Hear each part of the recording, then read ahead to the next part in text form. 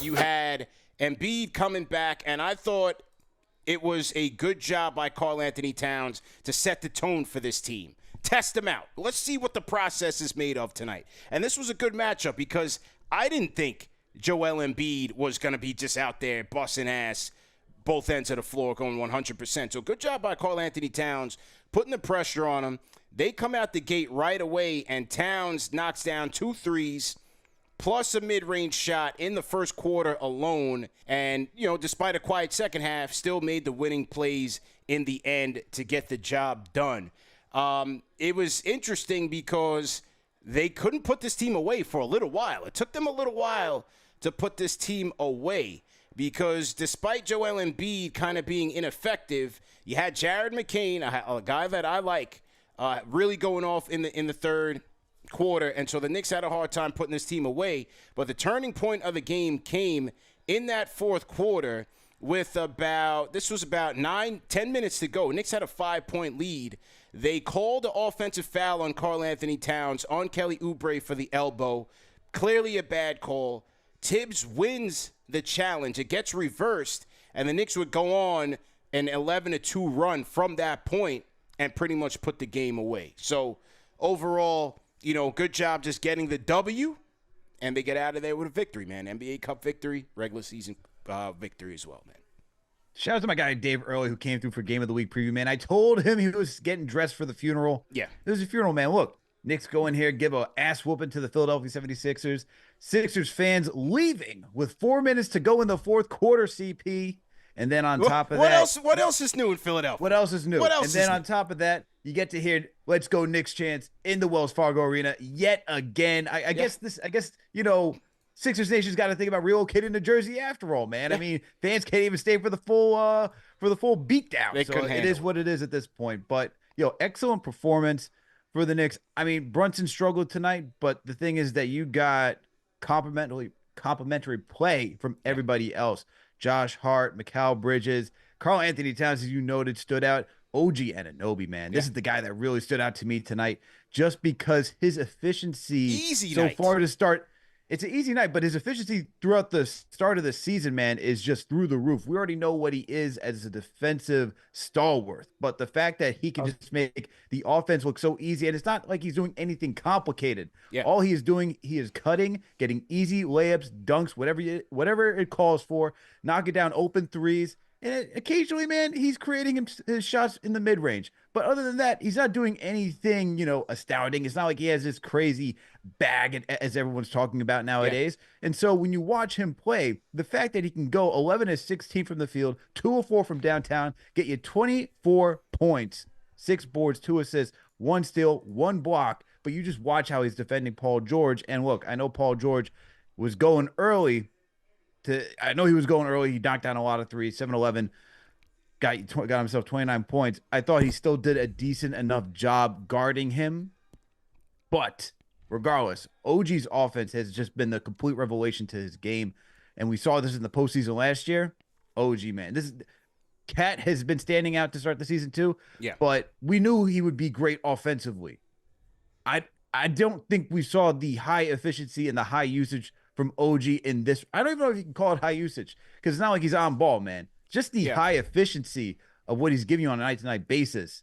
It's amazing. Absolutely amazing. OG's playing a beautiful game right now. A team-high 24 points. And like you said, just easy buckets from the threes. But he was 11 of 16 from the field tonight. And just as you mentioned, they have him leaking out in transition. And whether it's, just open in transition, or one of the things I like what they're doing is off of the rebound, long rebounds, they are able to find him on the mismatches. He's running down court and he's sealing the smaller guards who are naturally back first. He's getting down there, getting the seal, and getting easy buckets that way as well. So just an overall good job by him. I love his offensive floor plan and the Knicks finding him. I had a hard time, Al, and people in the chat, figuring out who was going to be our player of the game because, OG Anunoby had himself a night, but so did our guy Josh Hart, man. Mr. Everything, Josh Hart, Al. Mr. Triple-Double tonight. Put some respect on his name. Go. And he gets a triple-double in a manner where he had no points in the first half and then finishes the second half with 14 points for Josh Hart, man. Mr. Triple-double. Great job by Josh Hart. 14, 12 rebounds, 10 assists, 6 of 8 from downtown. 6 of 8 from the field, 1 for 3 from downtown, and a plus 16 on the night, man. Josh Hart, he's Mr. Everything for this team. And, when people question this early, especially with Bridges, right? Because with the Bridges trade and you put up the 5 picks, there's expectations that he plays like a guy who you traded 5 picks for. But if you see how this team is flowing right now, there is a natural hierarchy to this offense where it's Brunson first, it's Cat, Brunson or Cat 1A, 1B. But look at how much usage Josh Hart is commanding in this offense. When they go get when he collects one of his 12 rebounds tonight, he's pushing the ball up. He's pushing the ball ahead. He's bringing the ball up and getting them into their half-court sets. He has a lot of responsibility in this offense. So it's not necessarily a knock on Mikal Bridges. It's just the roles are still being defined, and they're different. And right now I'm having a hard time arguing taking the ball out of Josh Hart's hands because he's been that impactful for this team. He's been spectacular, man. And the thing is that he's not he just gives you everything that you need that you're not going to get anywhere else, right? You talk about the rebounding. I mean, Cat led with 13. Josh Hart not too far, being the 6'4" guard that he is with 12 boards, 11 of them being defensive. Then he's facilitating. He's being that connector, getting you 10 assists. And then 14 points, as you talk about. I mean, he's not the offensive scorer as like other guys on this team like Brunson or Towns. And even when Bridges, hopefully when he gets going, that he could be. But still, to be this efficient and to just be everywhere and to do everything that you need, he's truly that glue guy, man. And this is why it's tough, as you said. Early on, it's like you see the impact that he can make in the starting rotation. But the thing is that when he gets with that second unit, right, and he can get more comfortable and he can just get into his own rhythm. And then once he gets that rhythm, it's like once he plays with the second unit, he can transfer all of that energy back to the starting rotation. And then when he's on the floor with those guys, then it's just gangbusters, as we saw here in Philadelphia tonight.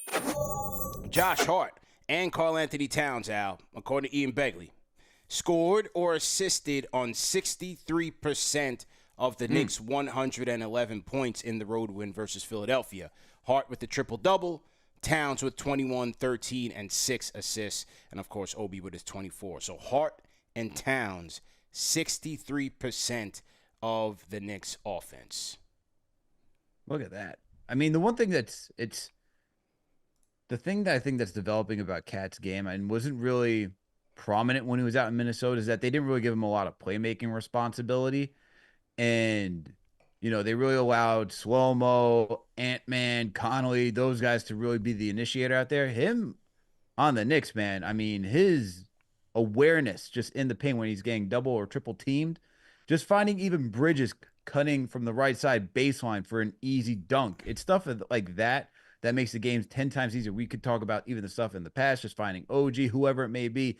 He has a very good knack for finding cutters, and it's stuff that we would worry about when you lose Isaiah Hartenstein. He's filling that role very well, man. Not only can he do it from the high post, he can do it from the low post, anywhere around the paint.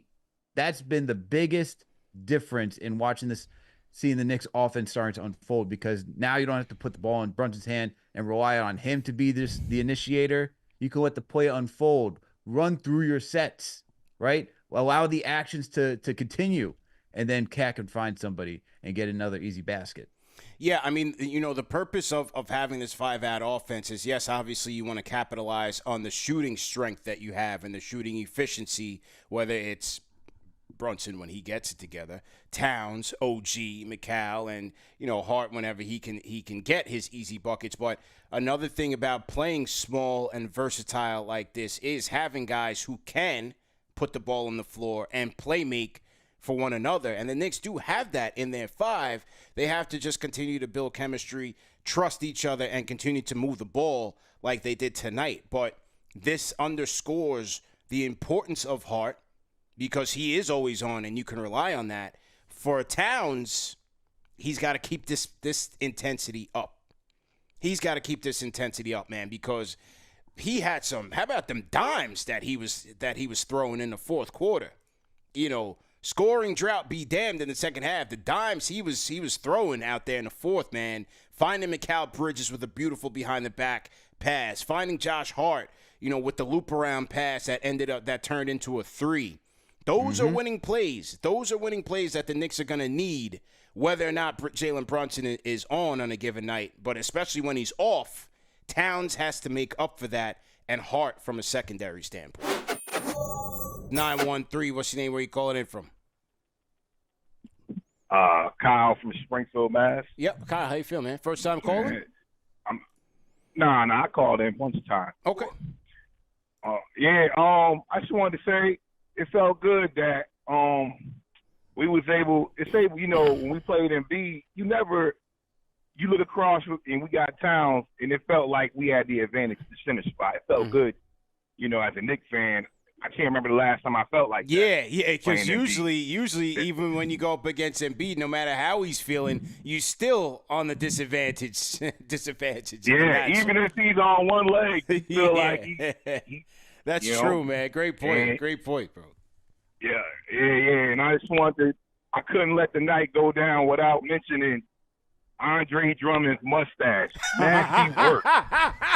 That piece looked like evil Mario.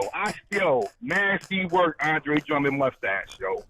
And my man Yabusele from Philly, he got the nephew, let me get a jump shot. He got that nasty three that Stan kept talking about it all night. Oh, he getting back in the league because of his three. I said, he got that nephew, let me get a shot. I was like, oh, my God. But just wanted to, and, a couple of points, couple of silly things out here. Hey, man. All them people worried about that we ain't crush them by more. Hey, listen, Paul George was vintage tonight, man.